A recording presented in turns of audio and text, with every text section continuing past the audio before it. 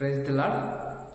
ఇప్పుడు మీరు చూస్తున్న ఈ అకౌంట్ పగడాల ప్రవీణ్ అన్న పేరుని క్రియేట్ చేయబడింది. అయితే ఈ అకౌంట్ అన్న ఒరిజినల్ అకౌంట్ కాదు, ఇది నేను క్రియేట్ చేసిన అకౌంట్.